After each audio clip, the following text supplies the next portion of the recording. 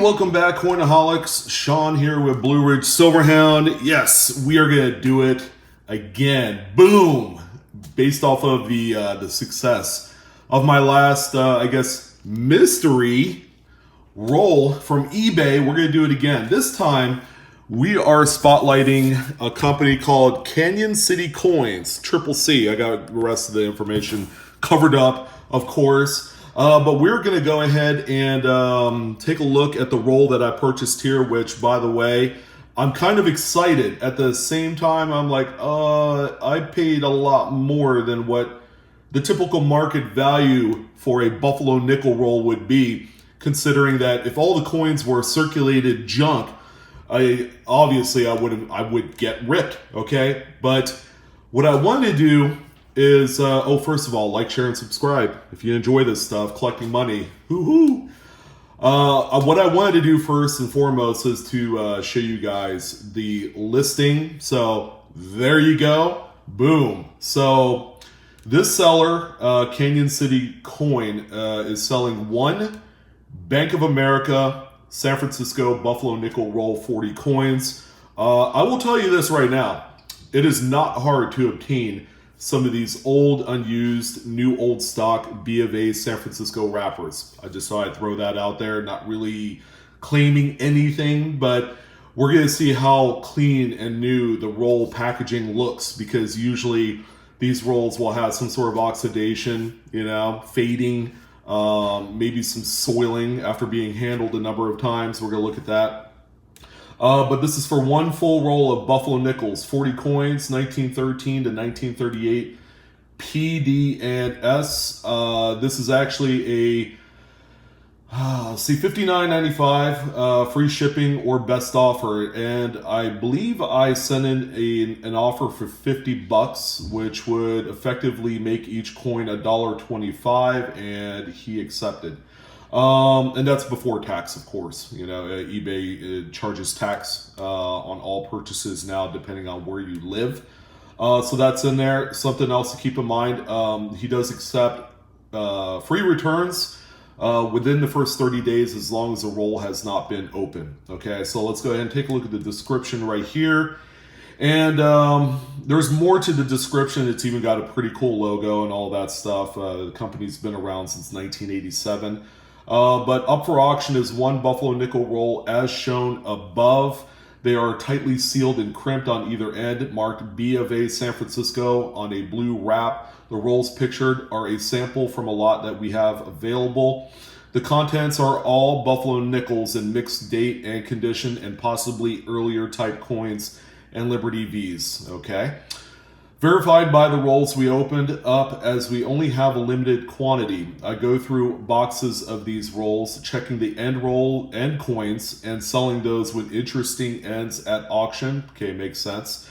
And selling the rest at a set price per roll. Rolls in this specific auction will have a Buffalo nickel on both ends. Message me with any questions you may have. Please keep in mind that this description is my opinion only. Please use the pictures for guidance. So the photos provided, which you're going to see a few of them right here, are simply stock images of the entire lot that he has, okay? It's not really specifying a specific roll that you are going to receive in the lot. Make sure you understand that. And based off of the description and the actual titling of the video, okay, much like the previous roll of silver peace dollars I opened up, which, by the way, actually turned out okay, that these are claimed to have no such unsearching or anything like that. They are not specified in the description. So again, using the word unsearched in either the title or the description is usually a red flag in this day and age, considering that we are 25 years into eBay and selling. Now, the first couple years of eBay, when people were beginning to discover that they could sell stuff like this, then yeah, there were more unsearched material back then. But keep in mind, okay, that doesn't apply today. And back 25 years ago, probably did not apply back then either. People were still seeding rolls, they were using, their crimping machines and devices to make up some of these rolls. So we're gonna go ahead and check this out. I'm excited, should be a lot of fun. Let me go ahead and move my iPad here. I was actually reading off the thingamajig, but we're gonna go ahead and open this up, see what we got. Let's go ahead. Get this down here. So I had already cut open the tape before the video. It's packaged with, they call this like a RAM pack. It's just, or moving paper. I know we call it RAM pack when I work for a logistical company, but as you can see, it's sealed with this gold label. Thank you for your eBay purchase.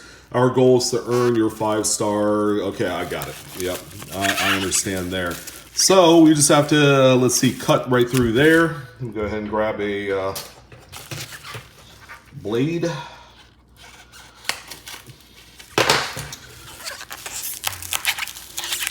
There you go. All right, so we got a business card there from Canyon City. All right, so they have a lot on the line. They've been around the business for over 30 years. So I'm gonna go ahead and keep this card.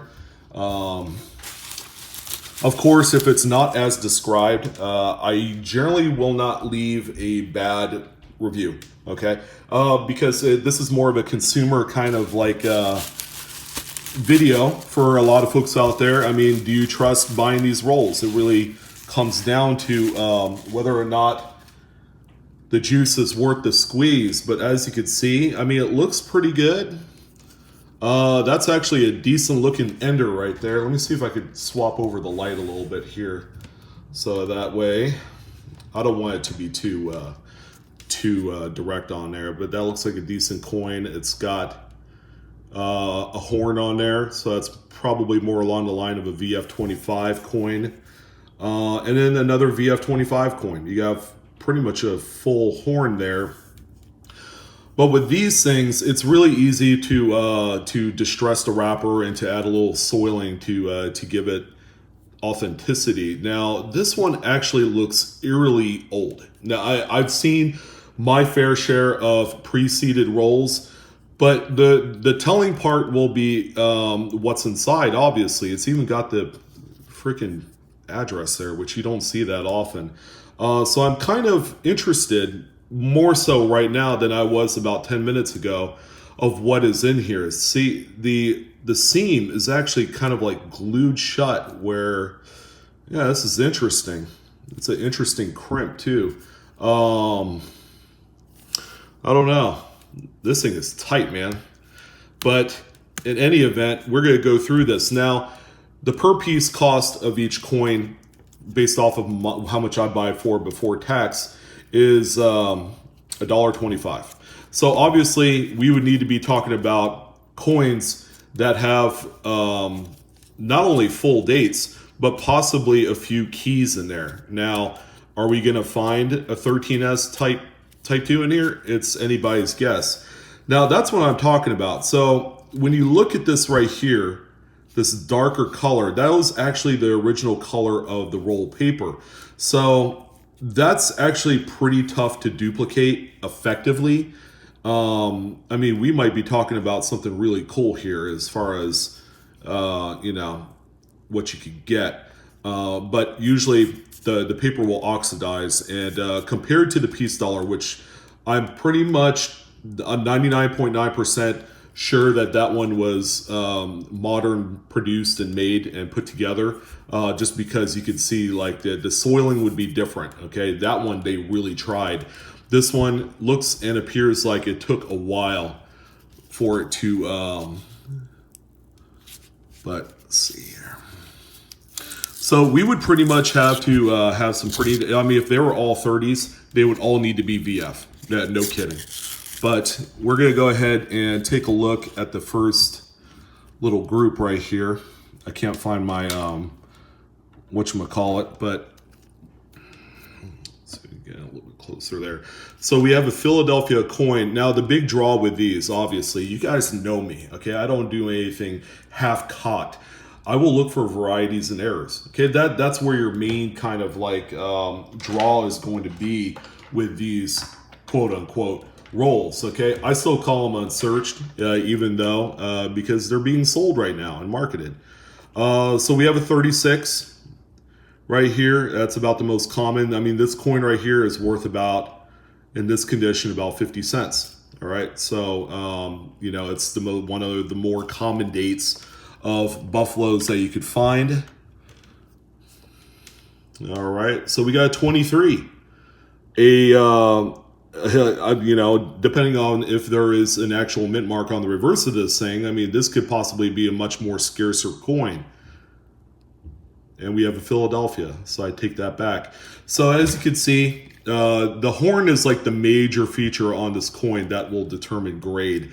So this one right here, the horn is pretty much worn off. So we call this one about a good.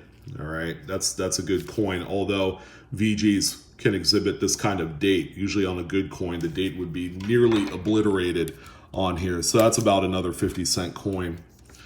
Here's a 29.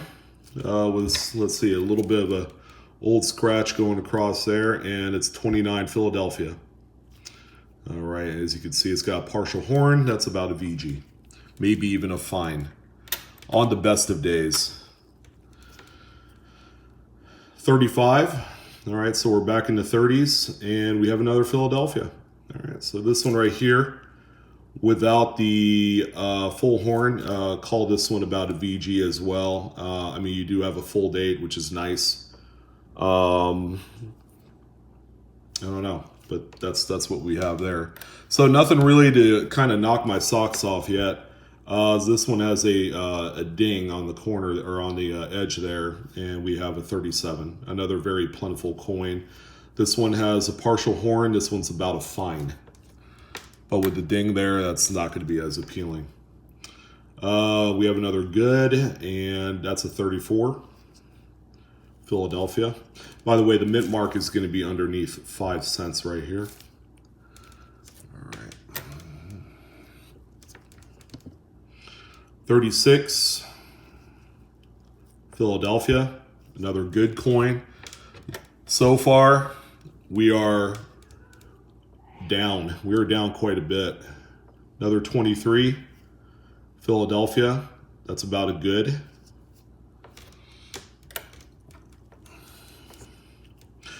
And keep in mind, all right, this particular listing of Buffalo Nickels is way above what everybody else is selling for this same type of roll. Okay, so for this, I mean, this is a nicer coin. This is like a VF20 right here, 36. But again, we're talking a 50-cent coin.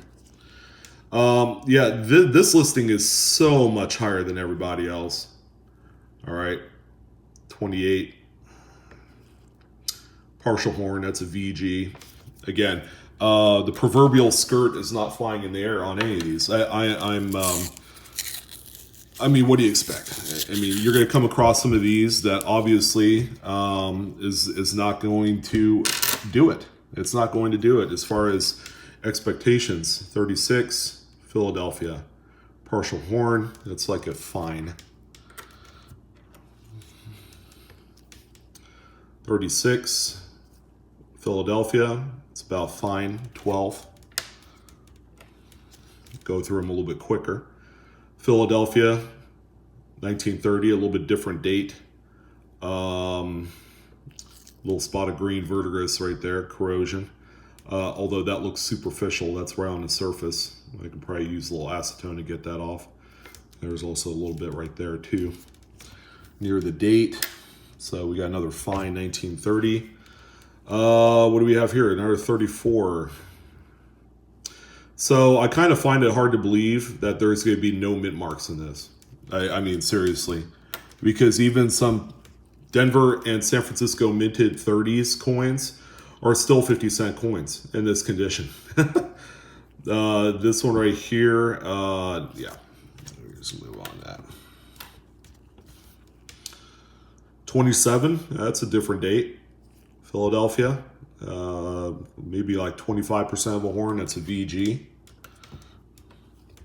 I've learned to grade these pretty well. I've looked at my fair share of them. Here's a 29 Philly, that's a good. And I pretty much got the grading down on these. There you go. That one's about a VF20, 36. This is a great roll for like filling an album.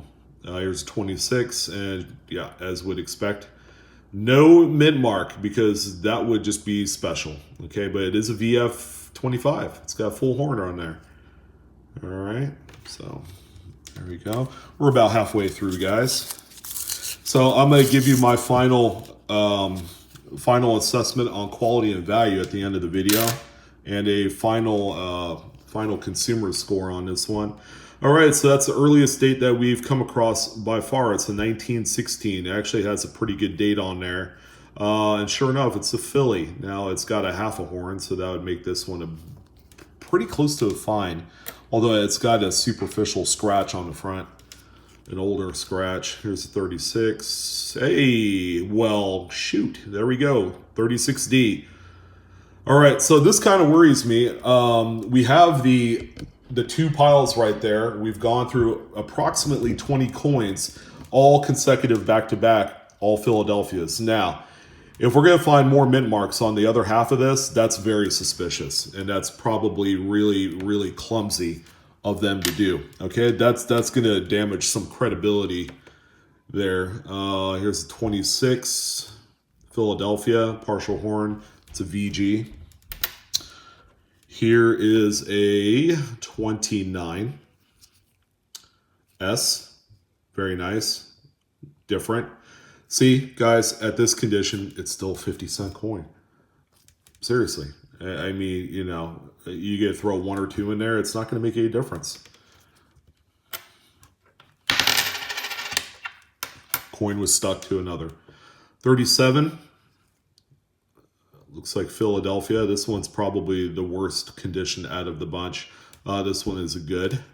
The rims are worn down quite a bit on it. 36. Philadelphia VF20. There. That's a nice, like, solid coin. But again, we're talking like common date there. Yeah, I'm not excited yet. Nothing is exciting me on this roll here. 35, that's good 6. 23, I get excited every time I find a 23 with a mint mark, and when they don't have a mint mark, it's like popping a balloon right behind someone's back. Okay, so this is the nicest coin so far. This is what I would call maybe an AU 55, maybe a 58. You got luster on this one. Hell yeah, man. Denver. Oh my God. This is going to go down in history as like the proverbial turning point, in my opinion, on this roll. Yeah, there you go. Now we have a $2 coin. Oh man. Oh yeah. Yeah, we've gained a lot of ground in the Buffalo nickel roll here. 1918, and it's a Philadelphia. All right, that's about a VG right there. What do we have here? 35.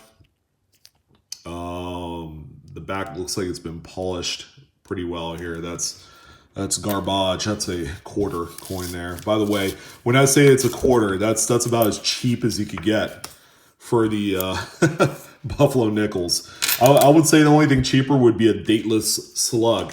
Those are worth about 10 cents. All right, so we got 36. That's about a VF20. Oh boy. That's why I do it, guys, to protect you guys. Is it even worthwhile? Canyon City sells a lot of coins. I'm probably going to check out some of their other roll offerings, because if there's consistency in just kind of like the quality, which at this point is kind of like right in the middle, close to subpar for what you're asking. $50 is way outside the market for something like this. Although, if you went to a coin shop, generally now this one has some sort of like of environmental corrosion.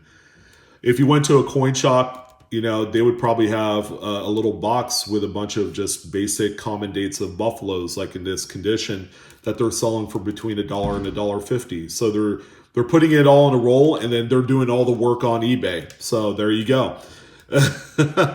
Yeah, this one right here disqualified because of the surface condition. All right, but they did state that there wasn't a unsearching on here. They did not specifically say unsearched in the title or description, and that means a lot. All right, so I can't bash them too badly on the lot. There is a diversified mix of coins, albeit probably 50% of the mix is 1930s, which you would expect. That's a nice good 34. And let's see, what do we got here? 36, Philadelphia. Again, guys, check out for some of those varieties. There's a few double to dies that you need to keep an eye out on in here. That's a VG8. 37.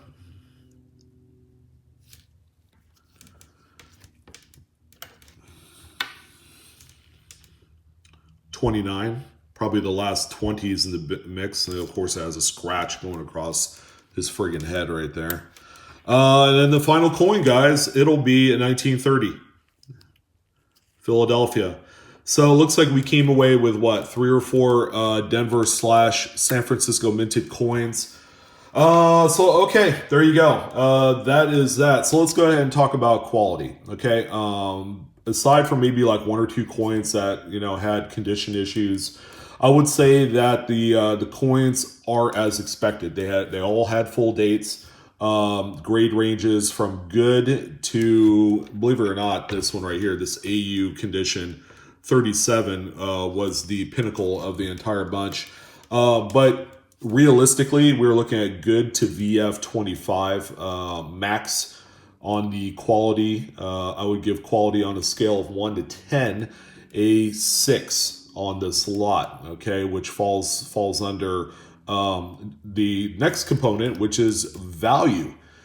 All right, so I was able to get this roll for $50, and then you add a little bit of tax, so let's call it $53. That's about $1.35 a coin. I would say if you were buying singular coins at a coin shop, that's acceptable, all right, because they had full dates and they're just like album filler type fodder.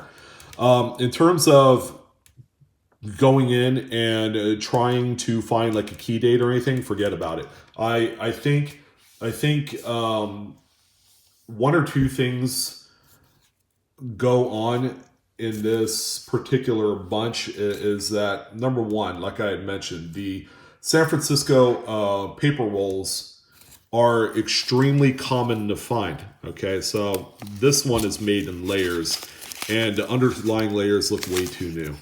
All right, way too new. All right, and there's not a lot of wear on the outside, you know, which in this case, it's very easy to embellish the look of a coin's age by rubbing it a little bit, you know, with something. People use a cloth with a little bit of dirt in there. People do that too. Value-wise, this one falls under expectations. It's an overpay by about $25. This is about a roll that I would buy for $25. Which I have done before. If you're looking for just common dated Buffalo nickels with full dates and all Philadelphias. All right, so this is a $25 roll that essentially you're paying double for at the prospect of finding something above and beyond. Now, if we're talking about a coin dealer like Canyon City, or any coin dealer for that matter, you got to keep in mind, they don't look for varieties. So if you're able to score some rolls of these that are Denver and San Francisco mints for around $30 to $35, that's your best bet, as long as they have full dates. And it wouldn't even matter if they were all 1930s, because there's a lot of RPMs and double to dies, minor ones that you could find that'll enhance the value of this lot. Value score, I give it a 4. Okay, really, really poor showing by Canyon City. I think just how vague the titling and description is on this lot, you got to be careful to not put all your eggs in one basket. Okay, $50 to a lot of folks is a lot of money, all right, but you really have to, kind of assess what you're trying to achieve with this. Are you trying to look for the lottery hit, or are you buying this with the expectation like, hey, I got this album that I paid, $10 for, and I want to really make it look like a cool, collection with some circulated coins. That's where this is going to come in handy. But again, do your research, look around. There are less expensive alternatives to this. Keep in mind, this is a coin shop that probably has a brick and mortar, so they have to fluff up the value proposition and the price of these lots by quite a bit to help pay for the lights and internet and all the other utilities that go into owning a business. So anyways, that's going to do it. Sorry to keep it so long there in the end. Hope you guys enjoyed this one. Another Blue Ridge Silverhound consumer outlook on these coins. Again, this is Sean with Blue Ridge. Hope you guys enjoyed. Like, share, subscribe, hit the bell for instant notifications. And we're going to do this again. It's a lot of fun. Coinaholics, we are discovering together. Shop safely. All right. Make sure you do all your homework before you go ahead and commit to these kind of purchases, because there are all sorts of ranges and alternatives for your particular needs. All right, you guys take care. Have fun with the hobby. Enjoy your day, and I will see you next time. Take care.